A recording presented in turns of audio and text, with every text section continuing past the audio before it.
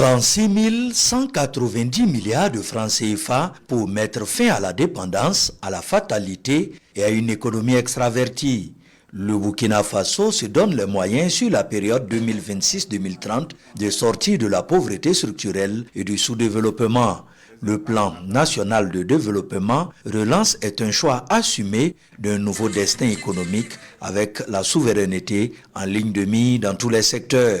La particularité de ce plan, il faut dire que dans les 36 000 milliards, il y a près de 2 tiers qui seront financés par des ressources endogènes.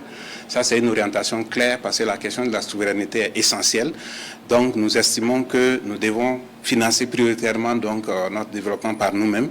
Et bien sûr, le reste, on va utiliser tous les mécanismes de financement qui existent sur le marché.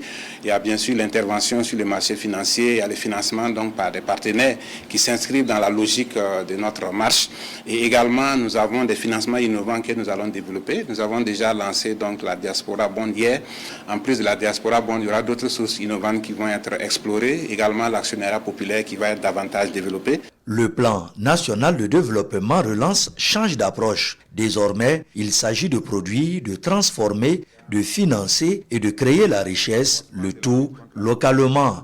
Le PND sera mis en œuvre autour de 4 piliers stratégiques. Le premier, consolider la sécurité, la cohésion sociale et la paix. Pour ce faire, il est prévu le recrutement de plus de 50 000 FDS, 60 000 VDP et 100 000 réservistes. Au-delà de ça, il y a un programme d'équipement important pour les forces de défense et de sécurité pour leur donner les capacités opérationnelles sur le terrain. Et nous avons donc présenté tout cela à l'Assemblée nationale qui a apporté des appréciations sur cette ambition. Alors, en ce qui concerne la refondation de l'État et la réforme de la gouvernance, il y a des éléments très importants en termes d'efficacité de l'administration. Dans ce sens, nous allons travailler davantage à digitaliser l'administration, à faire en sorte que les services qu'on rend aux usagers soient très fluides et bien sûr renforcer la gouvernance, lutter contre la corruption et surtout faire des résultats très importants dans ce domaine. Le troisième pilier concerne le développement de capital humain.